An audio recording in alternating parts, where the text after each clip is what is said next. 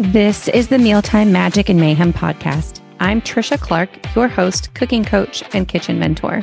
We're here to talk about all things food, wine, travel, cocktails, and mealtime memories. So many memories are made around the table. We all know mealtime can be stressful, full of chaos and mayhem, but it's also the universal connector, a catalyst for communication and connection, and a time to create magic and memories. So many of our memories are tied to food, and I can't wait to share some of those stories with you here. I'm here to share ideas, inspiration, and stories to help you experience mealtime with a dash of magic and just a sprinkle of mayhem. You can expect new episodes weekly, including a mixture of interviews, personal stories, and some fun conversations about our adventures and misadventures in the kitchen and around the table. I hope you walk away feeling inspired to try something new in your kitchen or around your table to create more connection with your friends, family, and beyond. Thanks for being here. Hello, and welcome to another episode of Mealtime Magic and Mayhem podcast. I'm your host, Tricia Clark, and today I have with me Stephanie Cansian. She's a copywriter and email marketer who can categorically confirm that Central New Jersey does in fact exist. She lives there with her husband and her dog, and when she's not writing, she's strength training, rucking. You have to explain that one to me. Reading, cooking, and or baking. So she's super active on Instagram. I'm excited for you to get to know her. She's got a really fun background. And I seem to keep bringing people into my world that are multi-passionate human beings. And from what I know about you already, I would say that applies. From being a foodie, a former barista, a copywriter, you've published a book, like you got all kinds of stuff going on, but we really connected over food. So welcome. I'm so excited that you're here. Thank you so much, Tricia. I'm really happy to be here. All right. So I always love to start with a fun engagement question. A big part of my business is really amping up the conversation around the table. And so I love to ask questions that are open-ended. And then I usually love to dig in with a backup question of why, because I feel like you get to know people at a deeper level when you ask those questions versus how was your day? How was work? So what are your most treasured family recipes? Let's see. That would be my grandmother's triple chocolate cake, my grandmother's Jewish apple cake, my father's meatloaf, and my mother's gross out delight. Gross out delight. Tell me a little bit more about that before we move on. My mom was very creative in the kitchen. She still is. She was constantly experimenting with new ingredients, new things, always trying to get the kids to eat their vegetables. And we went through this phase where suddenly there was ramen in the house.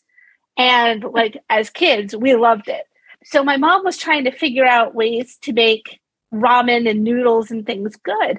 And she came up with this recipe that was basically bow tie noodles, ground beef, cream of mushroom soup, and veggie, all mixed together.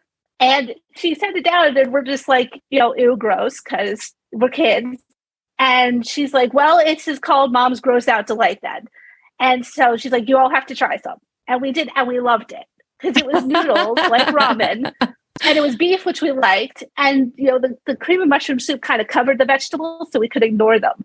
That was one of those things where together and we would eat it. So I don't know where she got the idea. I don't know if there was a recipe. I have no clue. But from that point on, it was Mom's Gross Out Delight. That's hilarious. That is one of the best stories. We had this casserole that my mother always made, and it was this layered casserole. I've never had it, and as an adult, and none of us have been able to replicate it. And there's no written recipe, but it was rice in the bottom. I don't want to say a layer of brown ground beef. I'm sure it had some seasoning in it. I don't know what it was. Some stewed tomatoes, some cream style corn, and then was topped with paprika or something. And I remember my sister tried once, and I think I told this story on another episode of my podcast too, but it just cracks me up. And so one of my sisters tried to replicate it, and she got confused, and instead of paprika, she put cinnamon. Oh, I mean, it's a good dusting all over the top. It was so bad. It was so bad. I have a story like that from an ex. I was living with an ex, and he insisted that his mother had boiled cucumbers. And I looked at him and I said, are you sure it wasn't zucchini that your mother used to boil? And he's like, no. it was cucumbers. So he made boiled cucumbers one night, and I was the best girlfriend. I took a single bite and promptly said, no, thank you, but thank you for letting me try this dish that your mother made. He was a trooper. He refused to admit that he was wrong and ate the entire thing, but never made it again. Did you ever find out if it really was cucumber or if it was zucchini? Interesting. No, never did. Never did. That remains one of a singular memory from that relationship.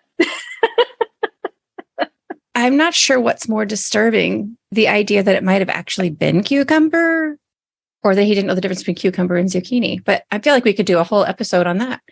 Wow. That is an interesting experience. Okay. So tell us a little bit about your background and your relationship with food. I know you grew up in a Jewish family and you've talked about that, food was a really integral part. So tell us a little bit about that before we get into the rest of the conversation, because I think it's a really important part of your story. Sure. So I'm Jewish, grew up Jewish, family's Jewish. And one of the quotes or kind of understandings around Jewish holidays is pretty much they all involve food or snacks of some kind. There's always like a traditional meal, or there's a fasting holiday, and then you get to eat a traditional meal, something like that.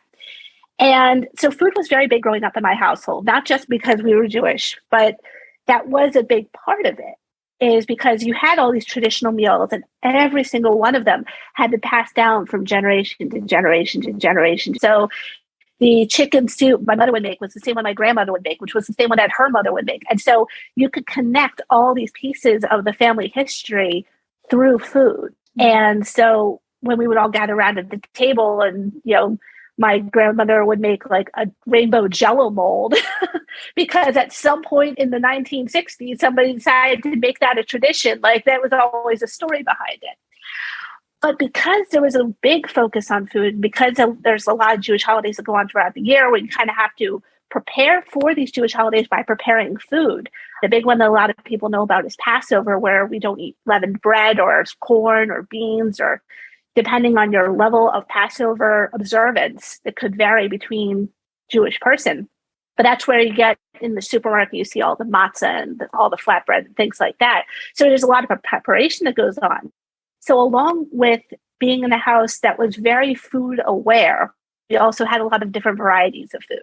So we would have modern day cooking because my mom was always experimenting in the kitchen, and then also stuff for traditional recipes for when traditional recipes were called for, and then specialty things for when special holidays came about. So it was constantly around. It was always present. Whenever there was a special occasion, we would celebrate with a dinner out. Or whenever something bad happened, like there would be a snack, or like a snack when you came home from school. It was very food-based because food is a way to show connection. It was a way of expressing love. It was a way of expressing family and togetherness. So I grew up in an extremely food-aware household where at any point, like, we knew what we had in the house and we always had so much, which is really a blessing because there are plenty of households that are food scarce that aren't able to keep up with that. And we were very lucky that we were able to. But it also put food as very front of our minds in a lot of different situations.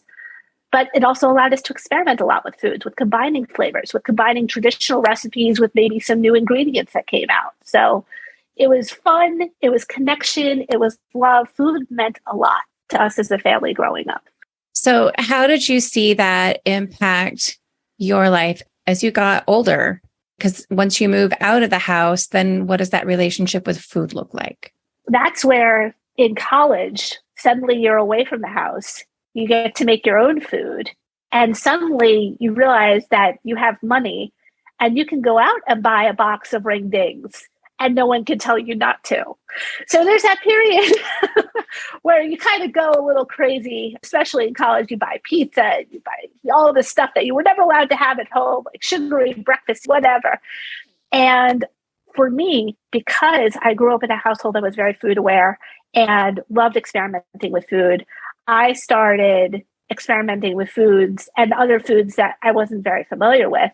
I remember very clearly being in my college dorm room and coming up with a recipe for chicken tortilla soup in my hot pot using like lime flavored Tostitos, canned chicken soup, and a jar of salsa. Like, I'm going to have to remember that and write that one down for my son. Because he's always like, Mom, what can I make in my dorm room?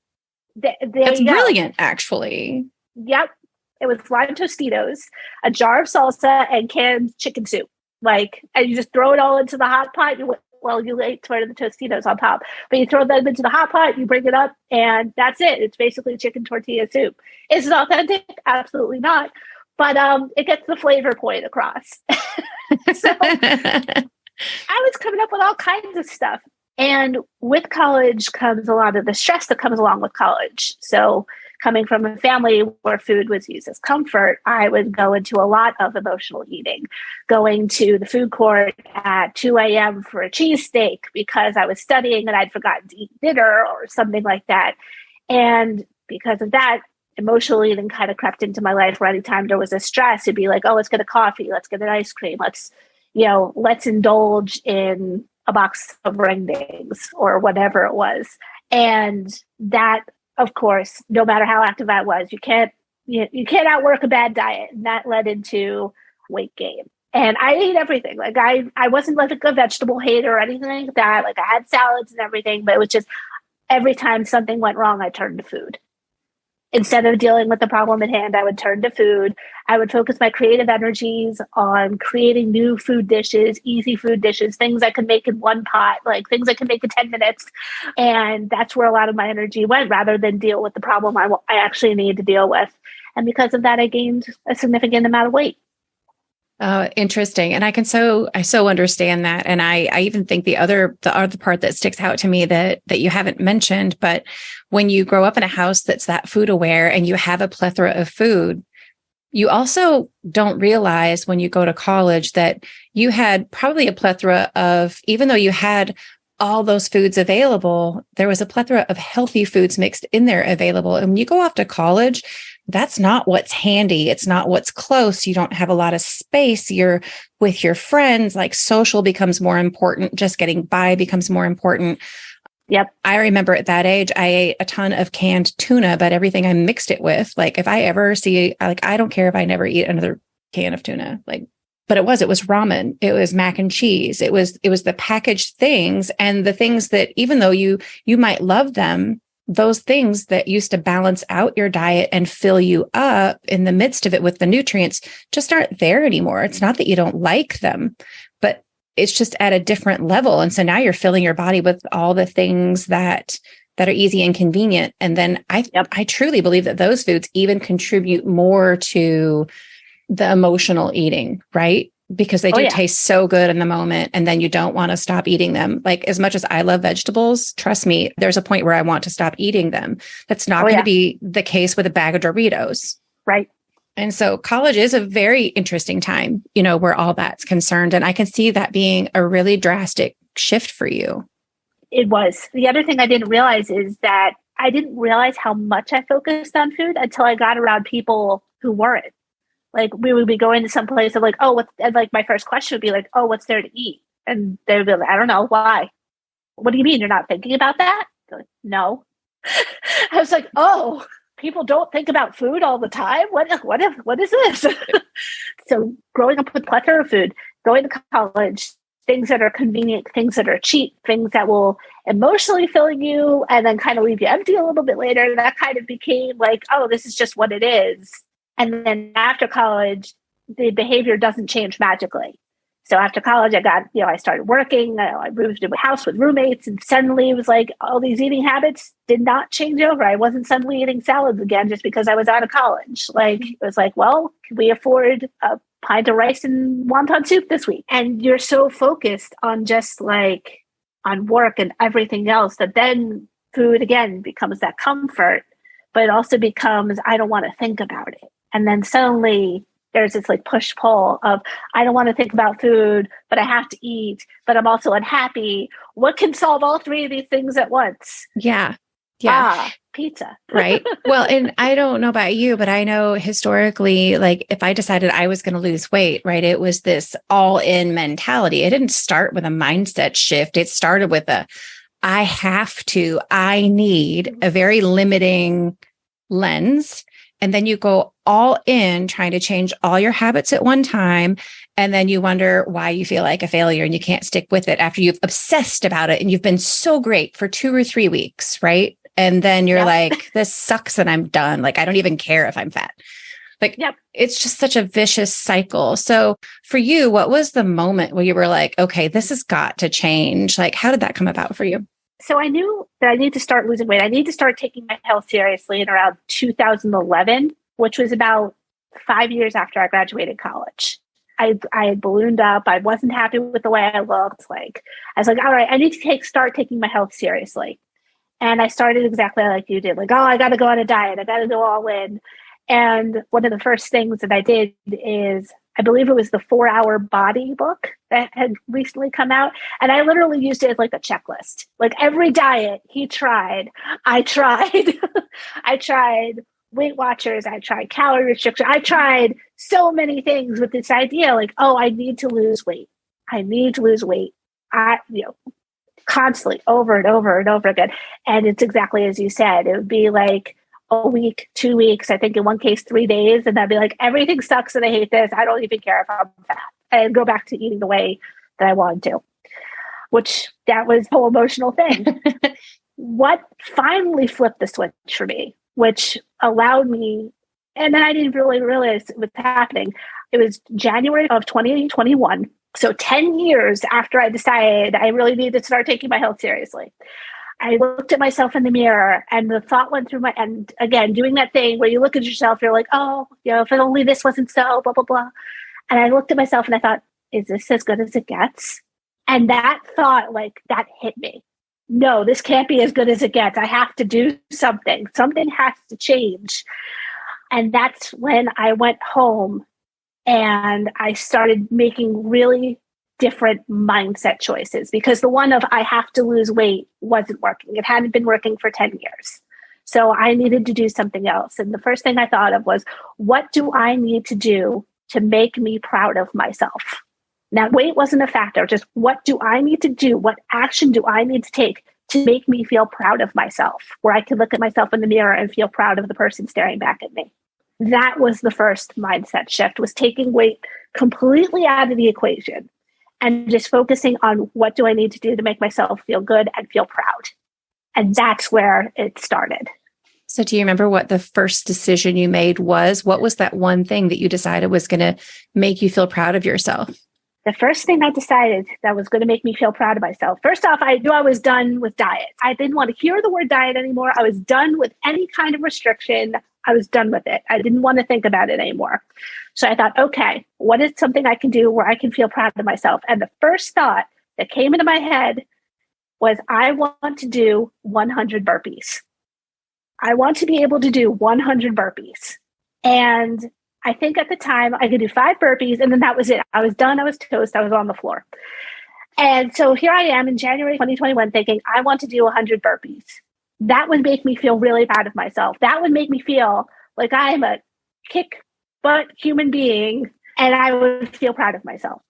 I just started every day. Like if I could do 5 burpees, I would do 5 or 3 or however many I could do. And after a while, the numbers started increasing. And then I thought, oh, I'm getting better at this. What can I do to make myself get better faster? And that's when I looked at what I was eating. Because by that point, I wasn't even concerned about food. Like I was just wanting to focus on this one thing that made me feel proud of myself. And I started seeing like a little bit of progress. And so I thought, okay, how can I make myself progress a little bit better? And that's why I started taking a look at my food and what I was eating and how it made me feel. And that's when I started realizing that if I wanted to get stronger, if I wanted to improve my burpees and get to this 100 burpee goal, which was still kind of far off in the future, I needed to build more muscle. I needed to eat some more protein. Like I wasn't eating enough. I was focusing on a lot of carbs and a lot of this and that, food pyramid, because I'm an 80s child, bottom of the pyramid was like so 6 to 11 servings of carbs per day. Like, okay, got that down. But then I thought, no, that's not what I need. I need to build a little bit more muscle so I can get better at this. I need more protein.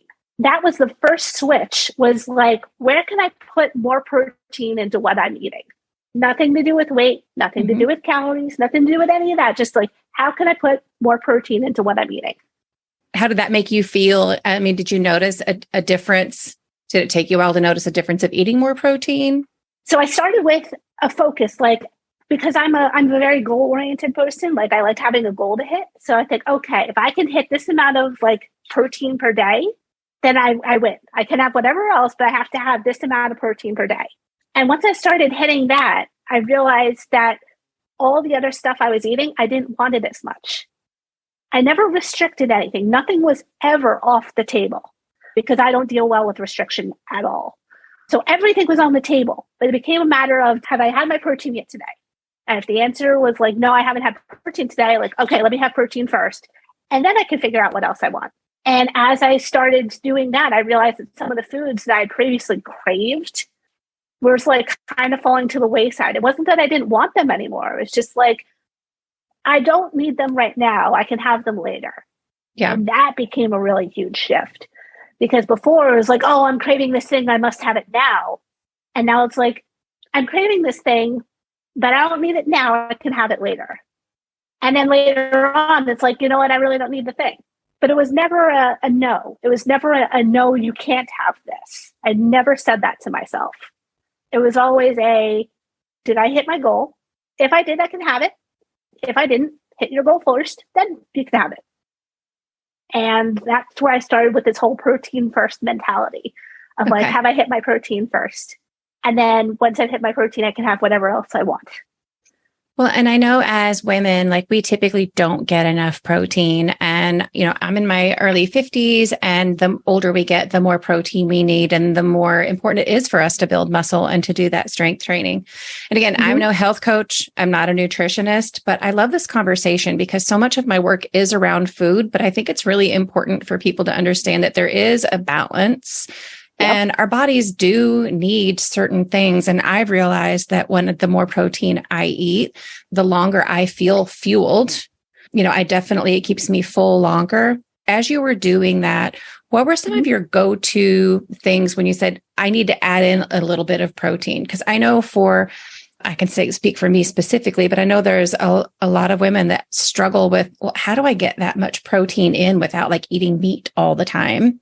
And so were there things that you gravitated toward to help you get that protein count up that were simple shifts that weren't about having to cook all the time? Yes, absolutely. Because I was working, like I have a dog that I take care of, like I didn't want to be cooking all the time. So simple things I did.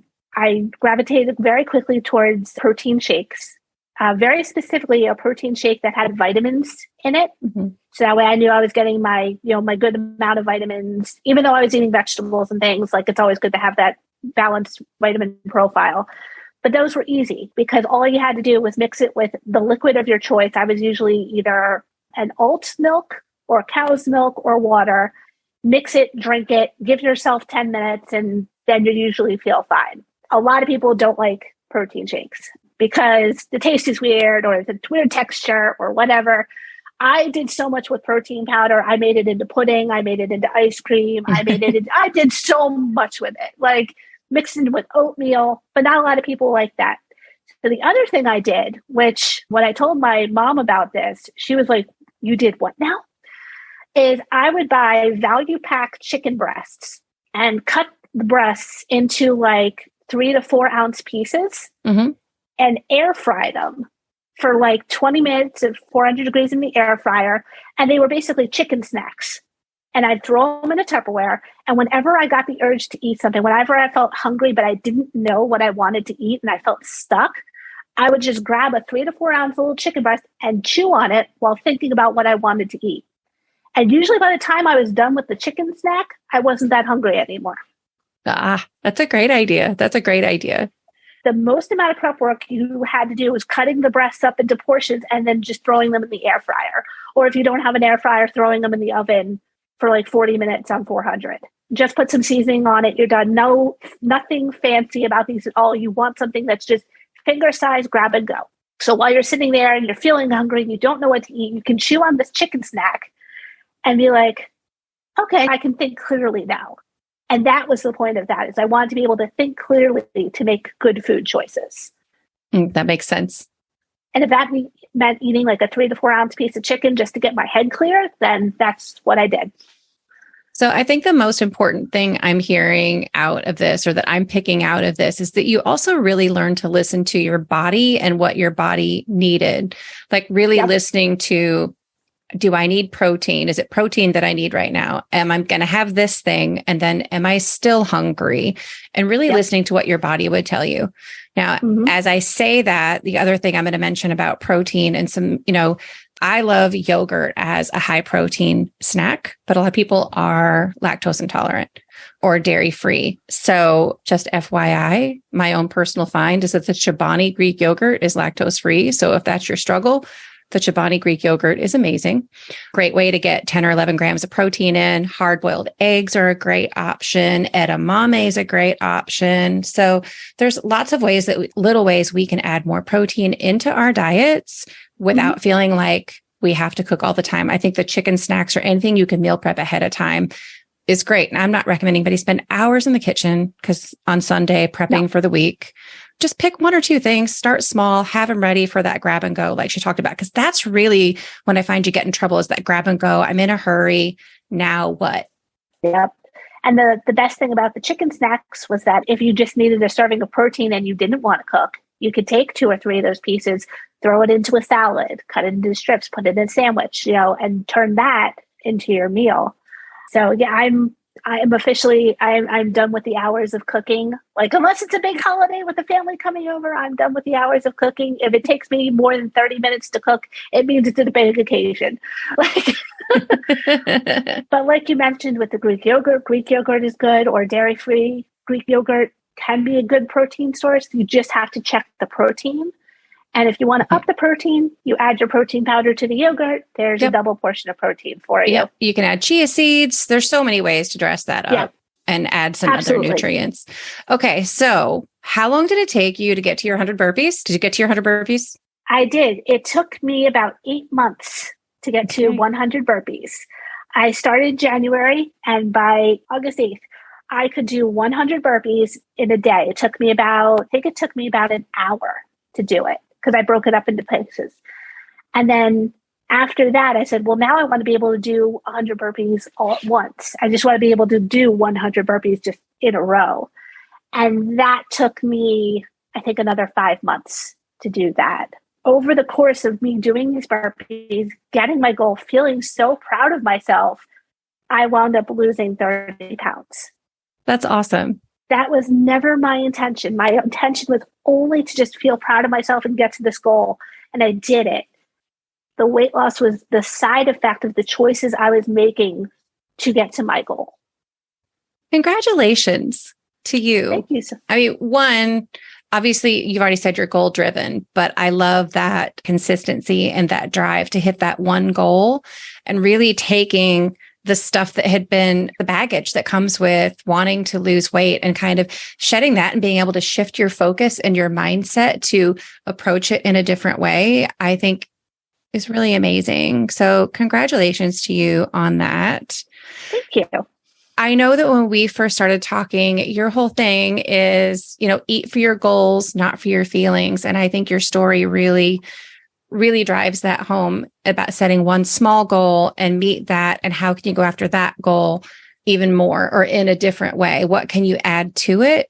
And then just see what happens. I think we really have to take the pressure and the expectations off of ourselves to be perfect and to do it in just this way or the way people say we have to or shoulds, because I feel like it just creates more chaos.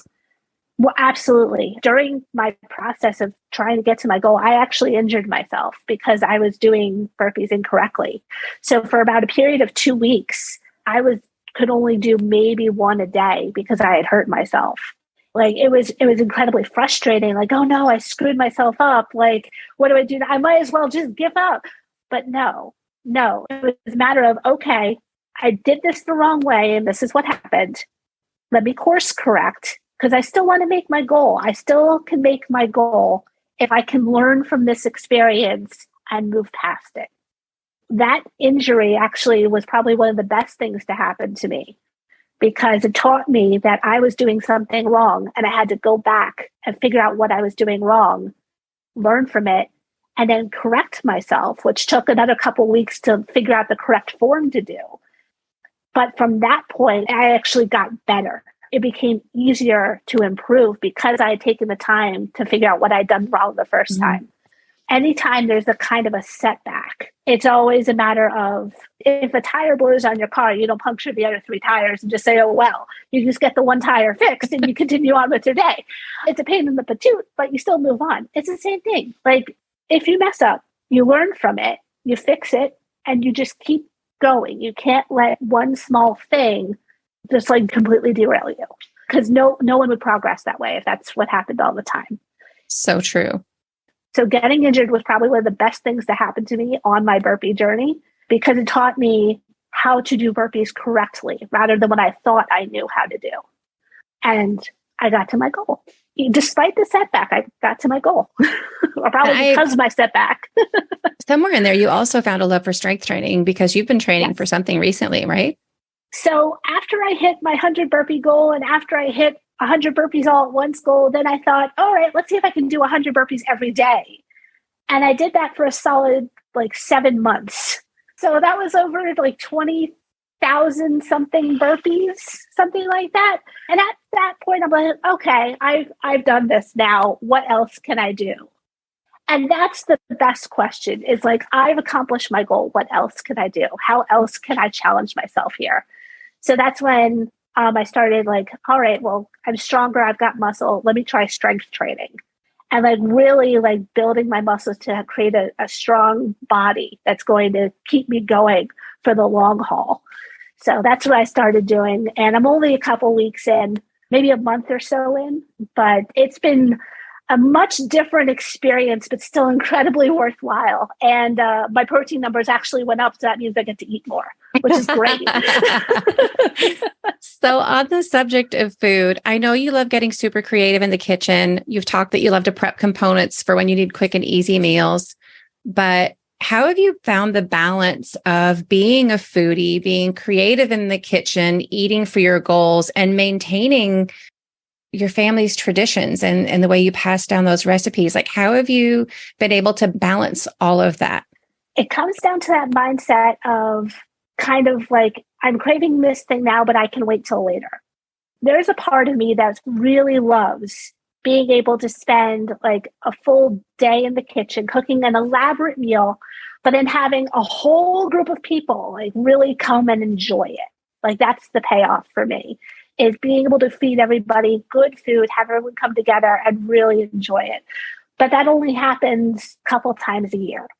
So I know at this point during the year, we're already making plans to have this big family dinner. I don't want to burn out and be sick of the kitchen before that happens. So for this time before that, I'm just going to keep things very simple, very easy. If I go to the store and there's a new fun ingredient, I'll pick it up and try experimenting with it, but I'm not going to go crazy. That allows me to get a little creative, keep my goals on track. And then when it's finally time for those big dinners, those marathons in the kitchen, then it's all right, now I'm ready for it. I'm excited. I've got all these new ideas that I've been kind of building up over the course of time that I can try. And it makes it for a much more enjoyable experience, because when you put that amount of pressure on yourself, very consistently, it no longer becomes a joy. It becomes more like a job. And that's something I never wanted. I will leave that to my brother, who is a baker. I never wanted cooking to be my job. If I'm going to cook something elaborate, I want people to be able to enjoy it, and I want to be able to enjoy the experience. I love that you bring that up, because you know that so much about my business is, even though, cooking and food is really just my mechanism, right? I am obsessed with food and I love cooking, but it's because for me, it's a means of creating connection and strengthening and repairing connections. And so what anybody who's listening, or if you're watching this on YouTube, I don't know if you noticed, but as soon as Stephanie started talking about those 2 times a year that she gets to spend the day in the kitchen and cook for her people, her whole face, her whole body, the octave of her voice changed, and she got all excited. You could see the energy. It was palpable. And that's really what I want people to understand that mealtime can be. And you're really creating that experience for the people that you're serving those couple of times a year But what I also saw is that you're really serving yourself when you do that. You're serving yourself the things that bring you joy in a way that you can do the things you love that also bring joy and nourish other people's bodies and souls. And that's just absolutely beautiful and exactly what I want this podcast to be all about. And so I love having these conversations to break down, like, what was the shit that was in your way and how did you get through that so that you can create these moments, even if it is twice a year. It's not about eating family dinner and an elaborate meal every night of the week. Like, nobody got time for that. No, nobody has time for that. And so I just really, really appreciate you sharing your story. And I hope that the listeners get something out of it. I have a couple more questions for you. I want to know more about this garlic miso butter ramen with chicken that you love and the marinated cucumber salad. And if you would share that recipe with us so I can throw them in the show notes, because it sounds fabulous. We've already talked about ramen, so I feel like we either got to put mom's gross out dish in here or we're going to go with garlic miso butter ramen. Maybe both. I mean, it's up to you.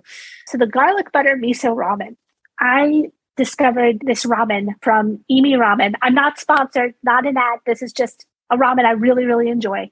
It is high protein. It is high fiber. I think it uses like pumpkin seed as a base, low sodium, and really great flavors and vegan.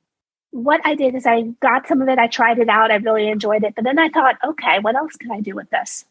And I used to get one of those meal delivery kit things that you get in the mail. And one of the recipes they had was for a miso butter spaghetti almost with some pork.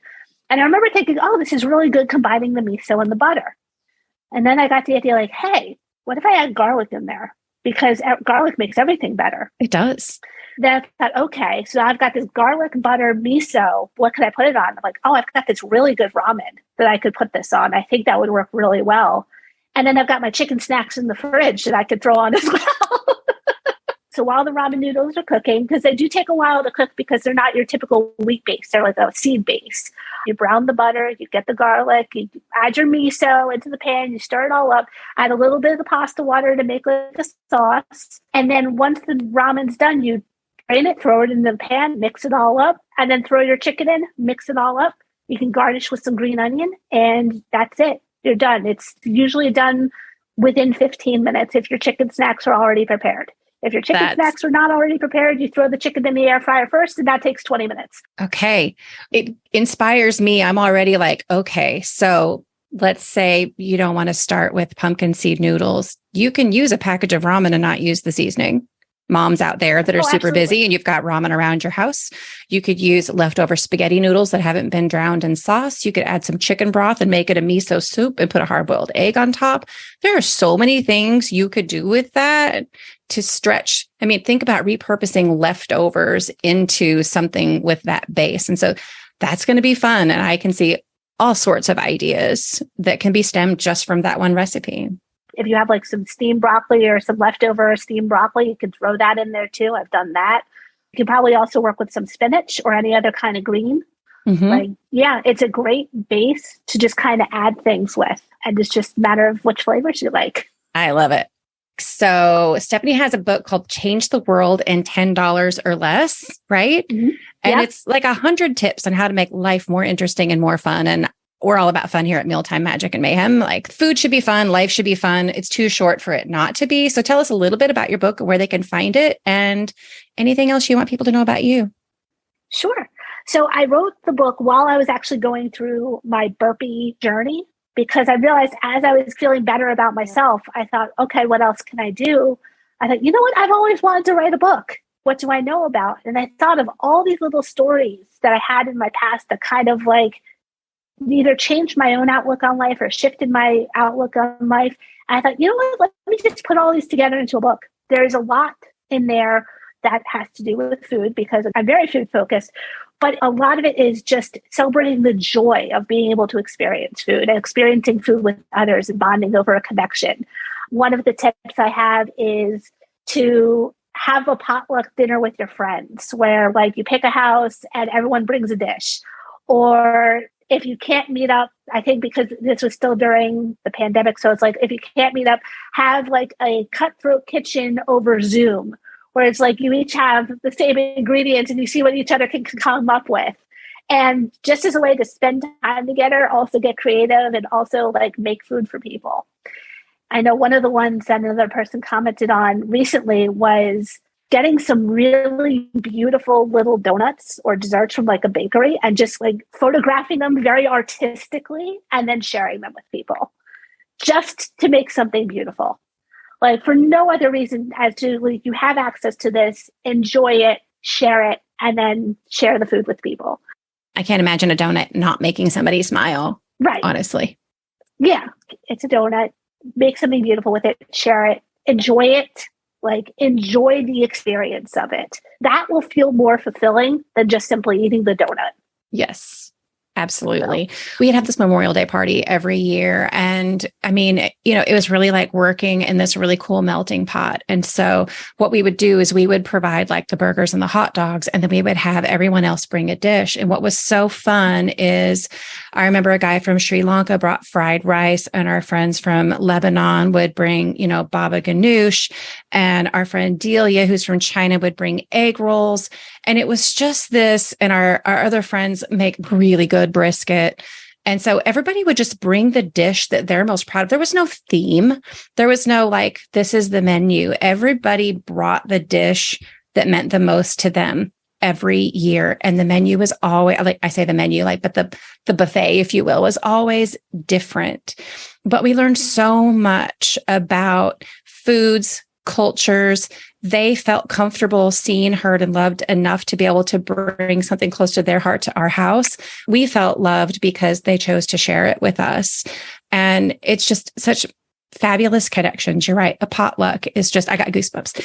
Potluck is just like one of the best things ever for that reason, because again, it's a way for you to learn about people at a deeper level. Like food is the ultimate icebreaker. Yep. You can learn so much about a person, where they come from, where they are, just by, you know, what they would bring to a potluck. Mm-hmm. Like you said, people bring food that they're proud of. And it's great finding out about these people without even have to like saying anything. Like you can just say, oh, this is so good. And they're like, oh, I can get you the recipe. And you just start the conversation. I love being able to do that with people. I love being able to just start conversations, get people excited about themselves mm-hmm. and their own history, their own passions. And I love seeing people come to life like that. Yeah. And you've really proven, and I think you're a great example for everybody who's listening or watching, that you can have both. You can have the baked goods.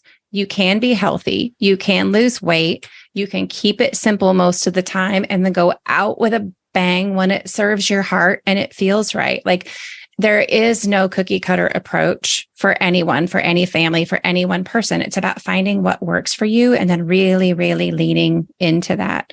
So beautiful. Thank you so much for joining us. Where can people find you and connect with you if they want to know more about Stephanie Cansian? I am most active on Instagram. So you can find me under my username, SL Cansian, or you can go to my website, StephanieCansian.com. But mostly I'm on Instagram. I'm not going to lie. I love it. Yes, you can watch her daily routines and stories, I discovered. That is true. I post my daily routine every day because I've gotten a lot of people who are like, wait, how did you lose 30 pounds? How did you do that?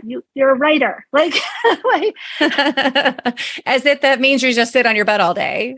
Exactly. It's like, no. I go for walks. I go for rucks, it's basically a weighted walk. I put a weight in my backpack and I go for a walk. That's ruck. I did forget to ask you about rucking. Thank you for clarifying that. No problem. It's one of the simplest exercises you can do. It's literally put a weight in your backpack and walk someplace. And I listen to a podcast while I do it.